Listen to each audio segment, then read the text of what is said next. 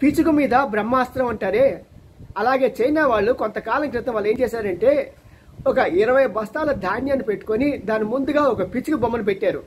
పెట్టి ఊరంతా చాటించారు. ఏమనంటే ఒక పిచుక తన జీవిత కాలంలో 20 బస్తాల బియ్యం తినేస్తుంది, దీనివల్ల మనకి ఎంతో నష్టం. కాబట్టి ప్రజలారా, ఈ పిచుకలు ఎక్కడ కనిపించినా వాటిని చంపేయండి, వాటిని బతకనివ్వకండి, వాటి గుడ్లు కూడా మీరు నాశనం చేసేయండి అని బ్రహ్మాండమైనటువంటి ప్రచారం చేసింది. తత్ఫలితంగా ఏమైందంటే అక్కడ ఒక్క పిచుకు కూడా లేదు. దీన్ని పిచుకు మీద బ్రహ్మాస్త్రం అంటారు. కానీ ఏమైందంటే ఆ తర్వాత 5-6 సంవత్సరాల్లో సాధారణంగా ఏమవుతుందంటే ఈ పిచుకలు చిన్న చిన్న పురుగులు తింటూ ఉంటాయి. పొలాల్లో పట్టిన ఆ పంట మీద వాళ్ళే ఆ పురుగులు తిని పంటను కాపాడుతుంది. ఆ సంగతి గ్రహించగా వీళ్ళని పిచుకలు చంపివేయటం వల్ల ఏమైందంటే ఆ తర్వాత ఆ దేశంలో క్షామం వచ్చింది. క్షామంతో కొన్ని 100 మంది చనిపోయారు. అందుకనే పిచుకు మీద బ్రహ్మాస్త్రం వాడుకోవడం చెప్తారు.